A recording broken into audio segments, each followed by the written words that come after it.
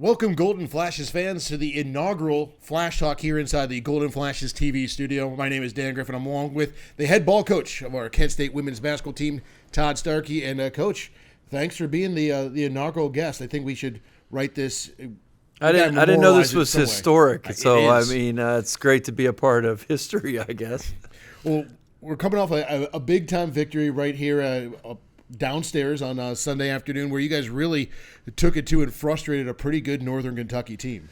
Yeah, I mean, a team that got picked pretty high in the Horizon League, has one of the front runners for the Horizon League Player of the Year in Lindsay Duval, who's a former Miss Basketball out of Kentucky and Louisville transfer. So she was coming into the game, averaged about 30 a game. We held her to 12. Thought we did a really good job defensively from the start. Claire Kelly and a host of others did a really good job defending her, but overall a great team effort. Well, you guys got out to a big start. I believe it was 14-0 at one point. You're forcing them to burn a number of first-half timeouts, which I know was not in their game plan. You guys got up early and then never really let off the gas. Yeah, I mean, I think obviously it looks like it if from the outsider's view that we were doing everything right at the beginning. We actually weren't. We dodged a few bullets. They had some open looks from some players that they typically have knocked down open shots. They were missing those shots. Fortunately, I thought we did a good job offensively at the beginning of the game executing, and we got some really good looks there. But after that first timeout that they called, it wasn't all roses over in our timeout either, because we had some missed assignments and stuff. So I thought our team did a really good job to absorb that, kind of, and not just settle for things after being up 14-0. We still continue to push things out. Yeah, you guys built out a big lead, and I thought it was a good, like you said, team effort across the board. You mentioned Claire Kelly defensively. I thought this was one of her better shooting games, and offensively really kind of stuffed the stat sheet and drew the defense out to her, where she was able, the rest of the team was able to kind of pick up on them trying to shut her down. Yeah, I thought Claire had a very balanced game. I thought obviously we got balanced scoring all the way through. We had multiple players in double figures. We had 11 players that scored. All 14 got to play. So it's always nice to have games like that early in the season. The biggest thing I was looking for was how our team was going to respond to letting one slip away at the end against Florida State. So, had a tough one there and had the opportunity to knock off an ACC team. And I was watching to see if we were going to have a letdown. I thought our team was even hungrier to get a win and came back and responded well against, like you said, a good Northern Kentucky team. Yeah, you took them out of their rhythm early, and I know, like you said, Duval is kind of their go-to, but a number of their players got into foul trouble early on. They had to go to the bench early, and you guys seemed to use that to ride their momentum a little bit and kind of frustrated what they wanted to do in their offensive standpoint. Yeah, they got 6 of their top 7 scorers back, so it's an experienced team. We had a tough a close win at their place last year. We knew it was going to be a tough matchup. Coach Whitaker does a great job with them, and like I said, that's a team that's going to win a lot of games in the non-conference and in the Horizon League, I think. And so for us to get a win of that quality early in the season, I think is a really good sign for us, but no rest for the weary. We turn around and have a tough road stretch here. Yeah, you guys are jet setting here this week, where you head off to Fayetteville and then Stillwater. So let's talk a little bit about you're not doing yourselves any favors. So your first 4 games, you got 3 Power Fives, Arkansas and Oklahoma State coming up. Yeah, we've built this program on tough non-conference schedule. It gives us the opportunity, if we can have some success in both non-conference and conference play, of getting invited to some postseason tournaments. Being in the WNIT 3 of the last 6 years has a lot to do with the way we've scheduled. We've also recruited to that. We want to recruit players that are excited about playing against Power 5 opponents and testing themselves against the best. So great opportunities for us to go to University of Arkansas and Oklahoma State, play against 2 quality teams out of the SEC and the Big 12, and excited to see what we can come up with. I think we learned a lot about ourselves in these first 2 games, and hopefully we can be prepared for a really tough Razorbacks team. Well, let's talk a little about that team. You mentioned a little bit when we were getting ready for the show that this is a team that has some firepower to it, and the reigning SEC Freshman Player of the Year. So they're gonna be ready and waiting for you, so to speak. Yeah, no question. I mean, obviously, as far as blue star, we'll go with blue star recruits.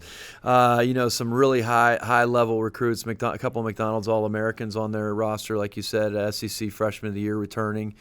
It's a very talented roster, coached by one of the better coaches in the country, Mike Neighbors, who's been to Final Four previously with the University of Washington, and Coach Kelsey Plum, and kind of an offensive guru, really a phenomenal coach, and it'll be a great test for our team, great for our program to play against SEC team on the road, and we'll go out there, and our job is to prepare to win.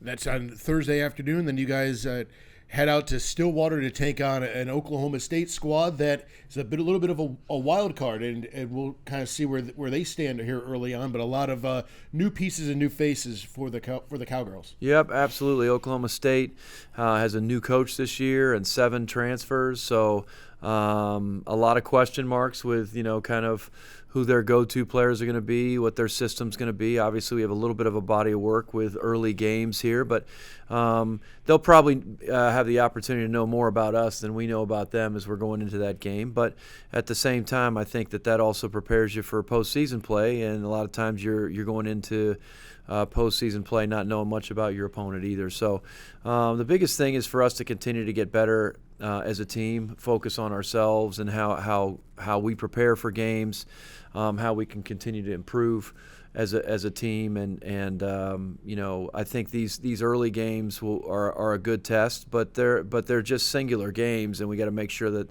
win or lose, they don't have a negative effect carrying forward. Yeah, and like you said, they're just kind of one-off instances where you have a chance to get better. And one of the more interesting things about college basketball is the coaches get to build the non-conference schedule for the most part.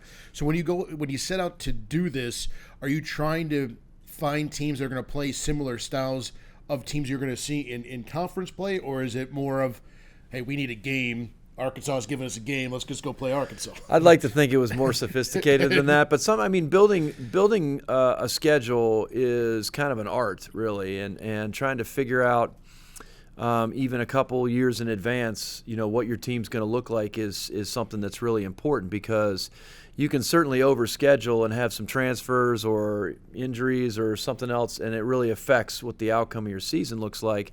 Or you can underschedule and your team overachieves, and then you don't have the strength of schedule you need to get into postseason play. So a bit of an art to it. Some of it has to do with how we want to balance our schedule with Power 5 teams, solid mid-major teams, and then you want to try and build in some games that you feel like are more winnable as well, so that you are preparing against different levels. So not an exact science. Sometimes it bites you a little bit, but you try and do your best to project some things. When you kind of look at this Arkansas team, you mentioned them being a kind of an offensive guru, led with their head coach. What kind of style are they going to look to run when we sit down and watch you guys against the Razorbacks? What kind of, are they a fast-paced team? What kind of sets are they going to run? And then on the defensive side, what do you expect to see from them? Yeah, definitely a fast-paced team that has traditionally been one of the leading three-point shooting teams in the country. Coach Neighbors really likes to get up and down the court, likes to let his players play in space. We call pace and space basketball, where they're really trying to set the tone with quick tempoed basketball and really spread you out with the 3-point shooting ability that they have. Defensively, they're going to mix it up. They have a post player that's been kind of a role player for them the last few years, and is has had 20 and 27 in the last couple of games. So, we've got our hands full all over the court. They've got some players that can really create some mismatch nightmares for us. But I'd like to think that we have some things that we can do that can create them issues, and hopefully they have to adjust to us as well. Yeah, if they're living and dying or trying to kind of just go volume threes, it seems like limiting them to one possession or one shot down the court, get you guys out in a transition. Maybe they start panicking a little bit, speed them up. The threes aren't falling, and now all of a sudden you're in business. Yeah, I don't see. I don't think it's that simple. I wish it were. I don't see them panicking either. I think this is a well-coached team with experience. I think this is a team, Arkansas, that as they progress through the season is going to continue to get better with good coaching and like I said, really good pedigree in their players. So I certainly would rather play this team early in the season than late. And that's what we're getting the opportunity to do. Whether that turns into an opportunity to win or not depends on our ability to focus on the right scouting report, be connected defensively, keep them off the offensive glass, and then we got to have some shots go down. We need to shoot the ball well on our side of things as well. And then when you kind of the early scouting report on Oklahoma State, I know that the resume and body of work is a little limited, but from what you've seen, what can you expect? Well, I'm going to be honest with you. I hadn't seen a whole lot at all. I've been focused on Northern Kentucky and now on Arkansas.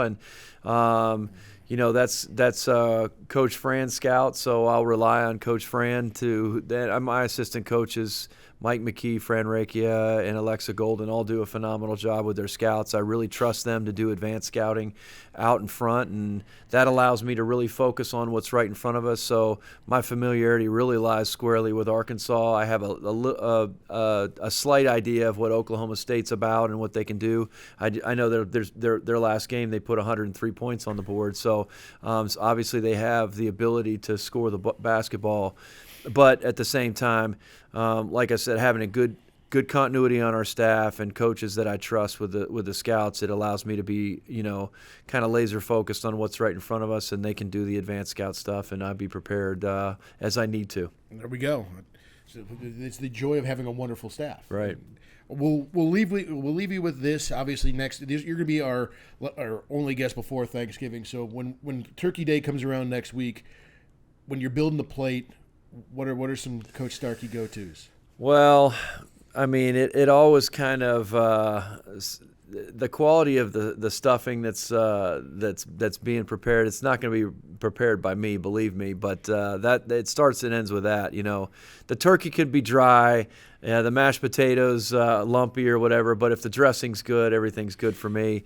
And then pumpkin pie or as my dad used to say, pecan pie. Either one of those finishes things off. Everything in between is just, no pun intended, gravy. There you go. Now, are you a stuffing in the bird guy? Or are you wanting? Yeah, Mom used to make stuffing in the bird, okay. So I think that's the traditional I like. But at the same time, if I'm not preparing it, then I can't make any. That's right, absolutely, for sure. Well, Coach, best of luck as you guys head down south and make your way through the Big 12 and the SEC, and we'll see you on the other side of the holiday and talk about some more winning basketball. Sounds good. Grateful for all you Golden Flashes fans. Have a happy Thanksgiving, and as always, go Flashes. There we go. Episode 1 in the books from the GFTV studios.